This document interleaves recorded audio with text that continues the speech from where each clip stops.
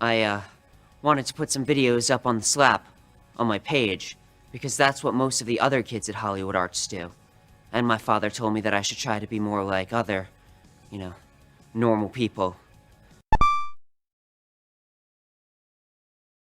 Sinjin Van Cleef is the nerdy, extroverted, and, strange student at Hollywood Arts. Throughout the show's run, Sinjin spends a majority of his time in the background of our main characters' plots.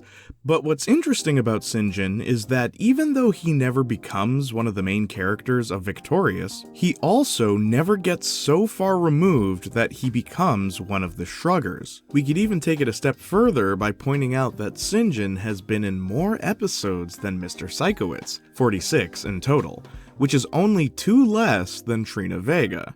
That being said, one of the biggest contributing factors to why Sinjin isn't welcomed into our main character's social circle is his personality. Due to his lack of social skills, he disregards people's personal space, he stalks the students he admires, and he has an unhealthy crush on Jade West. Can I have a fry? I spit on those. I know.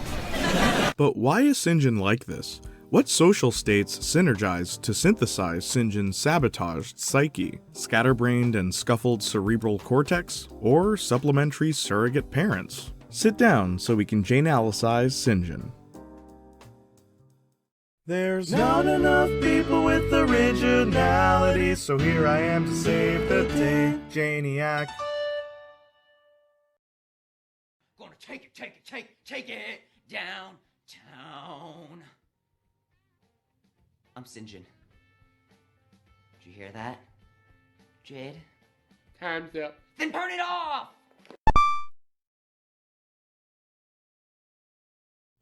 Despite being a social pariah, Sinjin's well known for being tech-savvy. On multiple occasions, he's shown operating different pieces of machinery for theater productions. Spotlights, sound systems, and even cameras, just to name a few. He's so good, in fact, that in the slap fight, he mentions how he hacked into the slap.com to change Trina's number of followers from 34 to 900. And in Prom Wrecker, he hacked the votes to make Trina become prom queen. Even though this was later foiled by Tori, the fact that he was able to do it in the first place speaks volumes. Aside from technology, Sinjin's quite skilled at a lot of other things. He plays the saxophone in Crazy Pawnee, he builds a vending machine prop for Tori to hide in the Great Ping Pong Scam, and in Wi-Fi in the Sky, he's somehow able to break into Jade's house without her noticing. Hey, wait a minute. Sinjin? Hi, Jade. Where did you get that lamp? It looks exactly like the lamp I have in my den at home. Oh. Weird. Are you in my house? Which brings us to a point that I honestly never noticed until rewatching episodes for this video. Sinjin's obsession with Jade. In Jade Dumps Beck, as soon as he learns that Jade and Beck aren't in a relationship, Sinjin jumps at the opportunity to flirt with her. But even while the two are dating in episodes after that, Sinjin still makes passing comments about how pretty she is, to which Jade always responds negatively to. Then there's this really troubling clip from the slap. My name is Jade.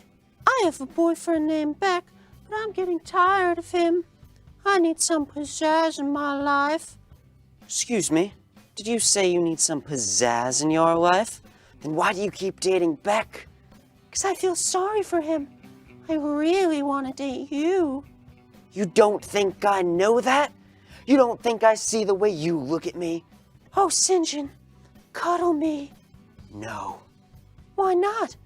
Because you belong to Beck. And Sinjin don't cuddle what ain't his. Oh my god. I told you. Okay, just let me... Yeah, I'll just... Okay. What are you doing?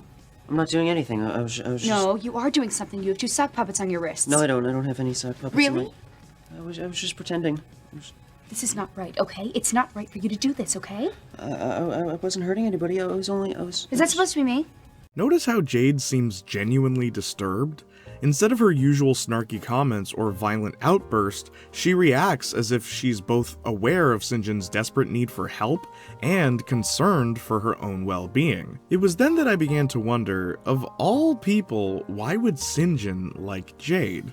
Sure, he also makes passes at other girls in Hollywood Arts and even Northridge, but until the later seasons, it's Jade that he always comes back to. More on this later. What sets Sinjin apart from other nerdy characters like, say, Robbie Shapiro, is the fact that Sinjin is completely comfortable in his own skin, and he doesn't really try to change who he is to fit in either. In the slap fight, after seeing all the main characters fight about who has the most followers on the slap, Sinjin makes a very compelling point about why that shouldn't matter to them. Look, I just want to say, you guys make me sick. Why? 'Cause you're all great looking and talented and popular. I mean, you guys star in every play at this school. And you do all the talking in class. You guys have it all. It's interesting to hear Sinjin tell them this because at no point does he say that he wishes he were a part of it. He understands how social status works at Hollywood Arts, and he knows that he himself would never fit inside those unwritten qualifications. Heck, in Tori Gets Stuck, we get this exchange. Yeah, her, that, she got the lead. What part did you get? I got cheated and humiliated. You get used to it.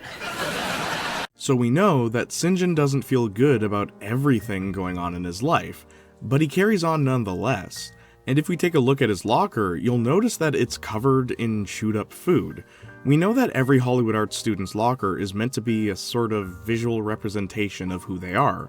At the very least, it relates to them in some way.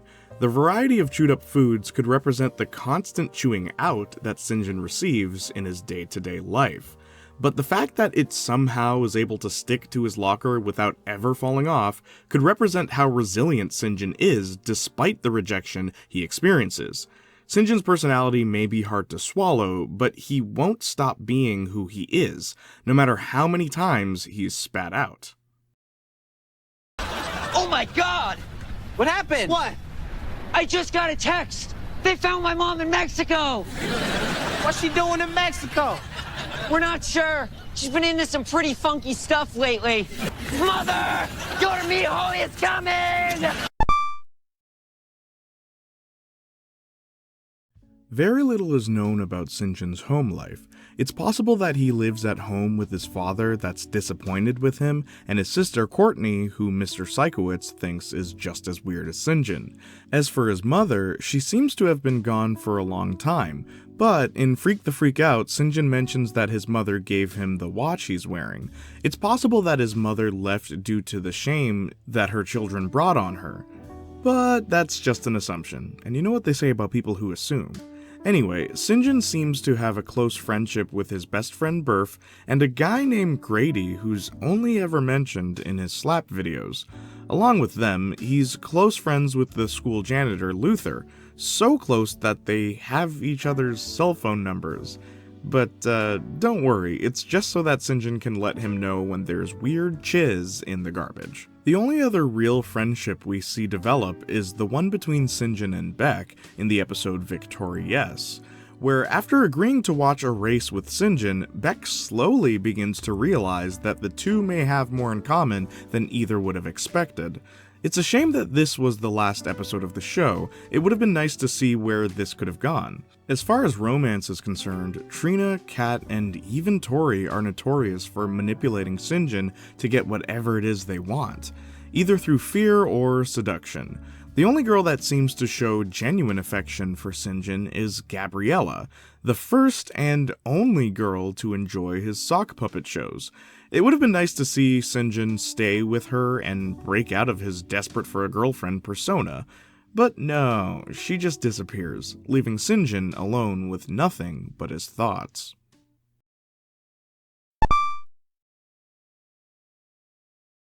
Sinjin really surprised me for this video. I'll admit, I never really thought much of him, but doing this video, wow, there's a lot more to this character than I imagined. I can see why so many people were asking for a Sinjin analysis all the way back in 2020. But now, there's not that many characters left that I can analyze in Victorious. Admittedly, there's 2 more videos that I'd like to make about Victorious, but you'll just have to wait for those. But after those 2, I don't know, gang, that might be the end of Victorious analysis. But who knows, maybe by then they'll finally come around to giving us a Victorious revival. Please, please, please. Follow me on my social medias, but especially Twitch if you want to see me live stream. While you're at it, be sure to follow the Junior and Marcus Talk podcast, where we talk about movies, TV shows, and whatever you want us to talk about. If you're already subscribed to this channel, please subscribe to my backup channel, Jayniac Jr., in case anything bad happens to this one. And finally, please check out the merchandise. Every purchase supports this channel. I also have Discord now. Should probably make a title card for that eventually, huh?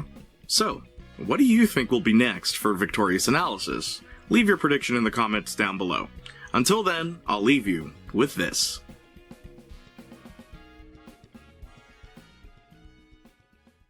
Raggy. Push your grandmother down. I'll do it. Wait till Shelby Mark sees this.